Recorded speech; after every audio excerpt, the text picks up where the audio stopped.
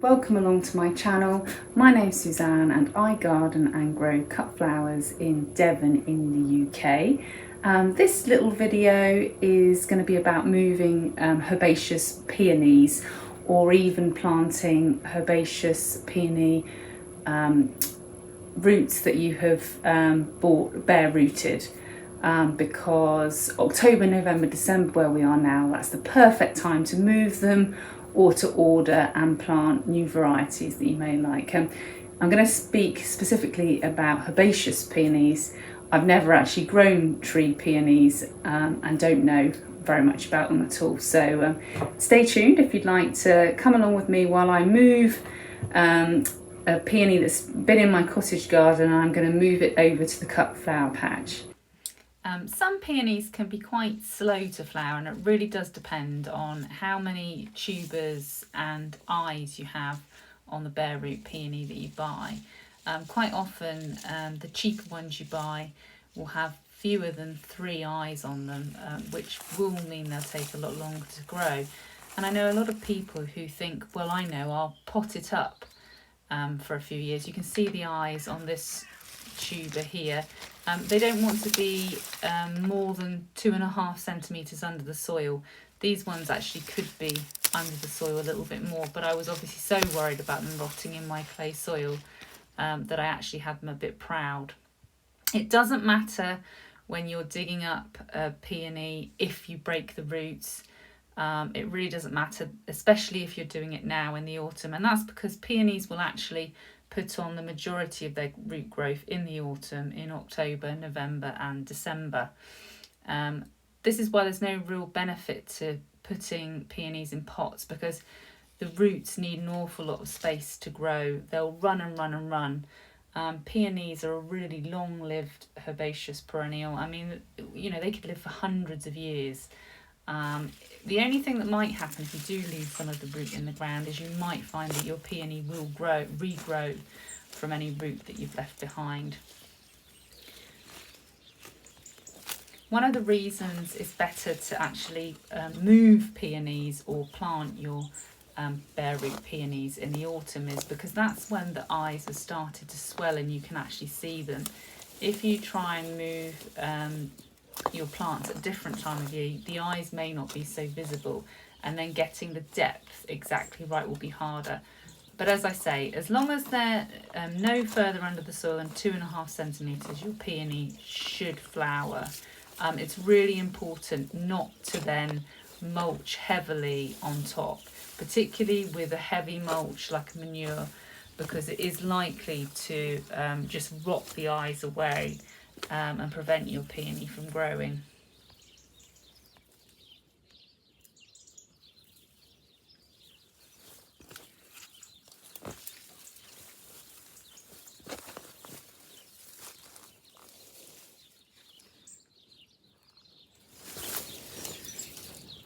So ordinarily, if you've got an established peony, you want to take the soil with you, and then you want to replant at exactly the same depth you've had it, because if it's been flowering at that depth, you know it's happy at that depth.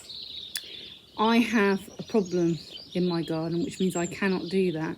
I'm going to have to bare root this peony. I'm going to have to shake all the soil off, but I just wanted to show you, if you don't have the problem I have, that it's better to take all the roots in the soil like this and move it like that. The reason I can't do that is because I have bindweed in this garden, and I don't have bindweed in my cut flower patch. So I have to take this as a bare root plant. I don't want to take all. Unfortunately, I have caused some damage. So yeah, I want to get off as much of the soil as possible, and I'm also going to take off a fair few of the... Oh, I've inadvertently divided my peony. It's not worth dividing peonies, by the way. If you've got a peony, don't divide them. There's no real benefit to it. They're not a plant that it is a good idea to do, because they take so long to get established and get a good size. It's better just to let them grow and get really nice and big and chunky, but we will plant that because obviously we'd be silly not to. If you buy a bare root peony at this time of year, this is what you'll get. But you see, this has only got one eye on it. Really, if you're growing a peony, you want it to have at least 3 eyes. This one's got 1, 2, 3, 4, 5, 6, 7, 8, 9, 10, 11, 12, 13, 14, 15. So it's very good. But yeah, this will take years and years before it does anything very much. But we will plant it anyway, because that's what we do. Right, hopefully there's no bindweed in here. I can't see any bindweed growing and flowering around it now, so that's a good sign. So that's one. I've got one more to dig up and then we'll go and plant them. I've actually decided that I'm not going to move the second peony. The bindweed is really bad around it. It doesn't look very healthy, and I think if I move it, it might die anyway. So what I might do is I might buy a new peony to go in the cut flower patch and just leave this one where it is. So anyway, we'll go and plant this one, and there'll be a space for another one at a future date. I'll have to do a bit of online retail therapy later. So here's my bed of really immature peonies. Now these were bought as bare root, and they only had about 2 eyes on each, so I'm not expecting anything from these for a few years, but they're okay. This has been their first summer in here. What I'm a little bit concerned about is if it's going to be too wet for them over the winter, but we'll give them a go. So I've just cleared a space here for the one that we're going to move from the garden, and I'm just going to, the most important thing is to make sure I plant it at the same depth that it was in the garden, because it happily flowered at that depth. And then, as you can see, I've got lady's mantle down this side here. I want to replicate that, and I want to put lady's mantle down the side here as well, just to suppress weeds, but also lady's mantle are quite shallow rooted, so they shouldn't disturb too much with the peony roots as they get, over the years, as they get bigger. And for those of you that aren't in the UK, lady's mantle is Alchemilla mollis, is the Latin.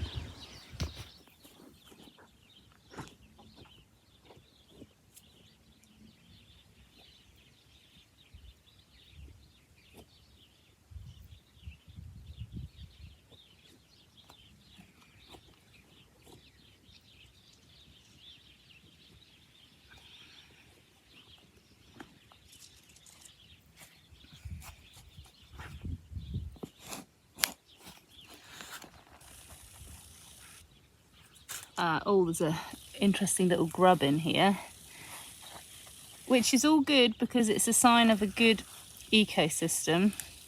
I think it's a beetle grub. I don't know if I can show him to you. Hang on. There he is, going about his day. So we'll make sure we put him back in. Look, he's trying to burrow himself back under now. It's all right, we'll make sure you go back in. Those of you that are regular followers to my channel will know that I don't use any pest controls in my garden. I even when I had aphids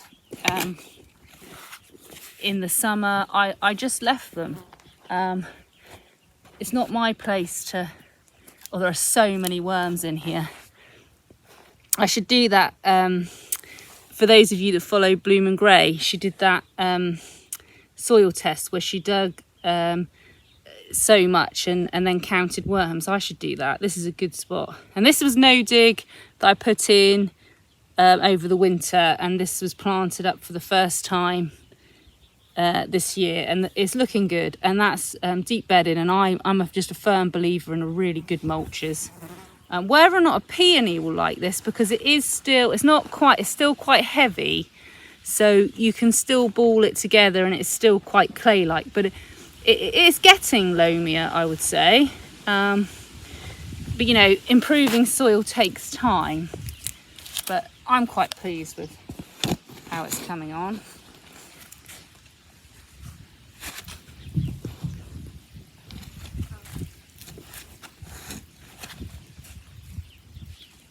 This soil gets very unworkable in the winter, so that's another reason to get this peony done now. But autumn, this is a great time of year now. If you want to dig up your garden and move things, autumn's the perfect time to do it.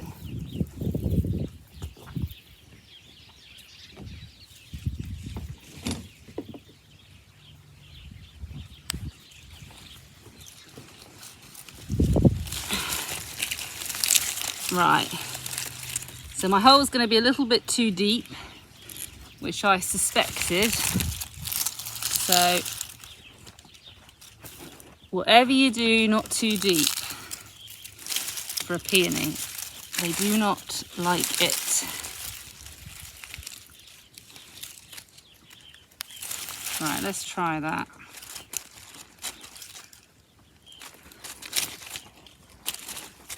And don't, although I love mulching, well, where did he go? I didn't want to lose that grub.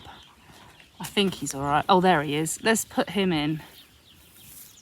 Right, he's back in. Let's cover him up.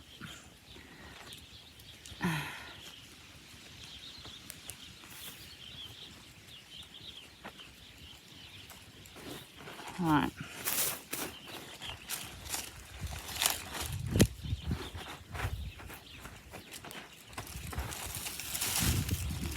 Yeah, don't over mulch your peony. I mean, obviously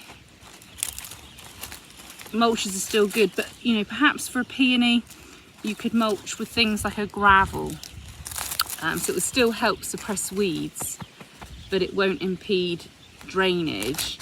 And the whole point is you want these eyes and the crown, they want to get some sun. They want to be baked a little bit. But if you don't plant it deep enough, then you can also have problems with wind rock. And I don't claim to be any sort of peony expert, but I know my mum bought some peonies, and I said to her, they're really big plants. I said, well, they're not going to flower for you, and they didn't. So I need to encourage her that they're planted far too deeply. Hopefully she'll listen. Right, we want to firm him in, but we want to try not to kill our grub. So we'll firm him in all round here, and I won't worry too much about the bit where the grub is. I probably will chop some of this foliage off now. You don't want to chop it all off because you want the plant to have some energy for flowering next year. But I'm definitely going to just go and get my secateurs and just take a bit off, especially the stuff that's already gone completely brown. So this stem can come off, and I'll just leave a few green leaves. So this one can come out because he's completely dead. And then we'll leave a couple of these lower ones, but we'll take the top right off there. And we'll take the top off of there, and maybe take that one off of there.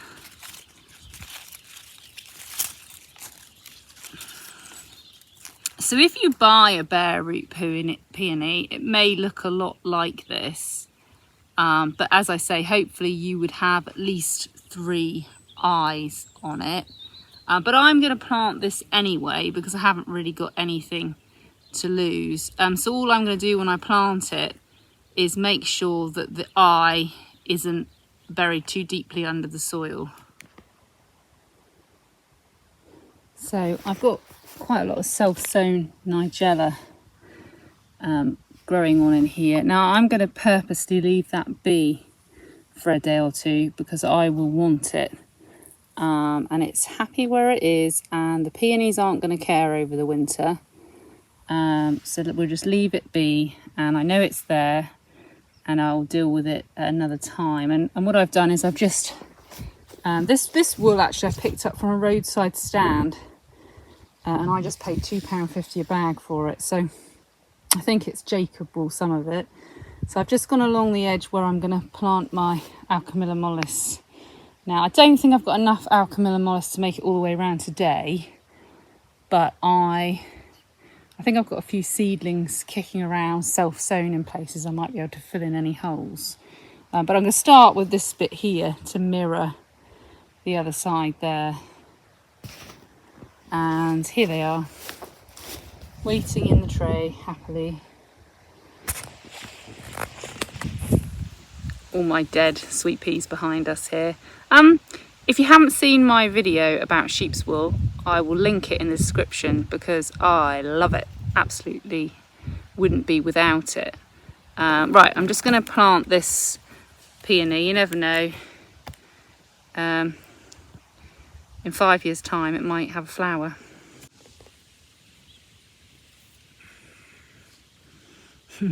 I just realised I've only got a really big fork or shovel and I probably only need my hori, so I'll be back.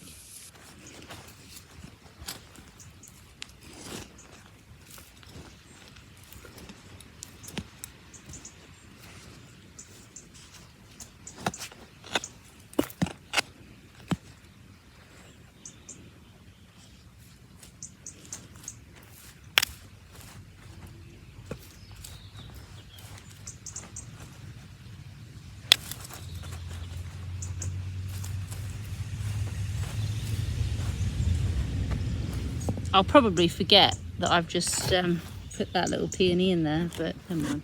Like I say, it's not going to do anything for several years, so I won't worry too much about it.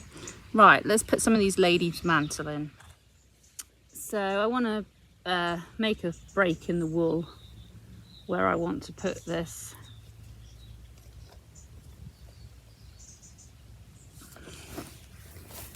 There we are, a nice root system. And that should grow away happily now. So we'll put him in here.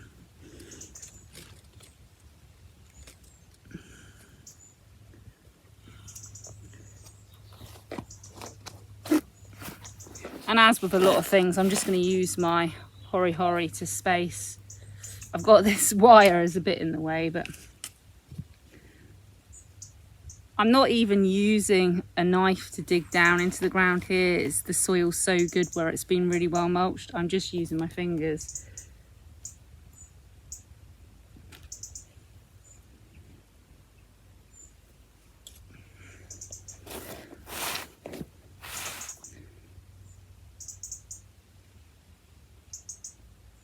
Oh, I might actually need my knife there. Just got a little bit more compacted deeper down. This has had clary sage, salvia verde or verde along this edge this summer, which was just temporary until I had some more Alchemilla mollis ready.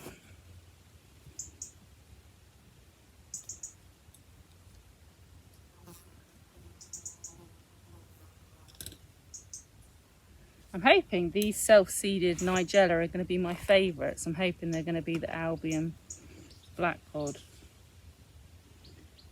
Alchemilla mollis does really well in quite sort of gravelly areas as well, free draining. This is heavy clay, and this side hasn't done a winter yet, so it is going to be interesting to see how well it does. I have dug ditches all the way around the beds in the hope that the water will flow into the ditches to relieve the growing area a little bit. But any of you who saw me digging these beds in previous videos, which I'll also link down below, will know that I spent quite a lot of time wading around in surface water in my wellies.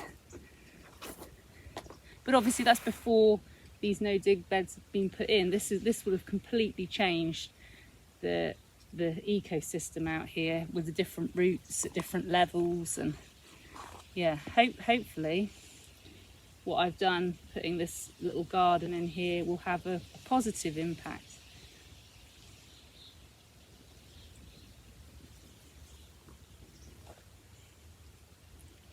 get a lot of creeping buttercup out here because obviously it was pasture. I'd say that was my worst weed out here. And as I say, the only thing I really don't want to do is ever import bindweed into this garden. So I do have to be really, really careful.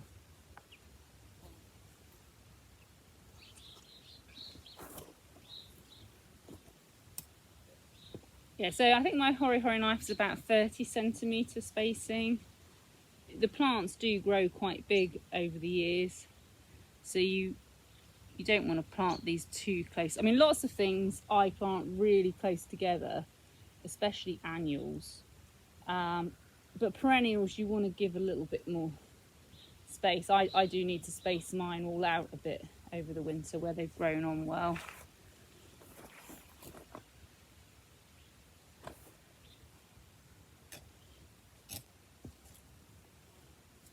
This wool is a bit smelly, which, although it's not very nice for me, it's probably a good thing because it's probably full of things that the soil are going to love.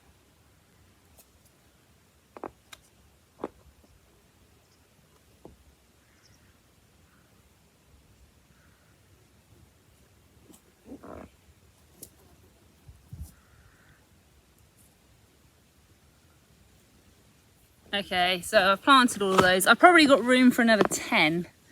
So one day I'll go for a scout round and see if I can find 10. If I can't find 10 in my own garden, I'll go and root round down my mum and dad's.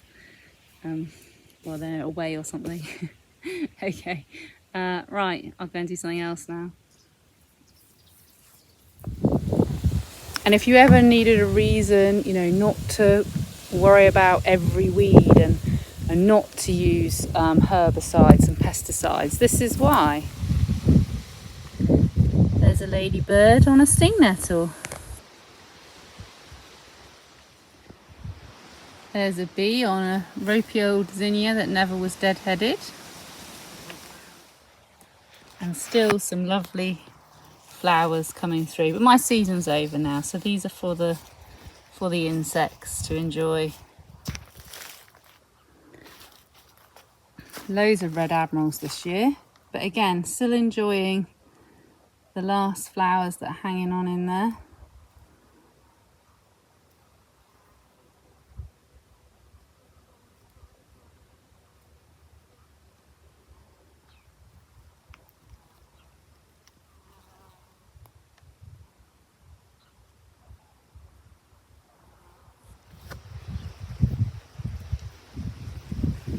I've been asked to do a party on the 21st of October to celebrate the life of a friend of mine who sadly died recently. So I'm leaving the dahlias where they are. I mean, I'm not deadheading them too much. I'm just letting them get on with it. But I'm hoping that I may have a few dahlias that I can use. So yeah, they're still looking not too bad. I'm going to collect some seed as well. We're going to have some fun this year and see what hybrids we can create. And it will be interesting because obviously we've got some singles, real mix of colours. I'll show you my favourite dahlia from this year. This one, Rycroft Blackberry. But what I don't like about it is occasionally you get an imperfect petal like that. I also like Amy Cave. She's a beautiful colour. But this seems like, this Rycroft one seems like a really good heavy cropper again, because this was only a cutting, and you know, look at all these flowers from this cutting. So that's a really good one. Definitely will propagate that one next year. Yeah, beautiful. This one I've shown you before, just been eaten this year.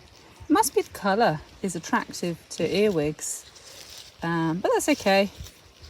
It's done a good job as a sacrificial dahlia. Okay, so I think it's lunchtime now. So we've gone along and planted in our little baby Alchemilla Mollis at 30cm intervals. I've left the self-seeded Nigella, and that goes all the way down to here. So I've got this space on the end here to put some more. There's our peony that we've moved.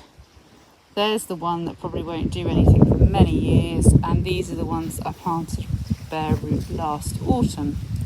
And again, I'm not expecting anything from them for several years. You can see they've only got one stem. Well, this one's only got one stem.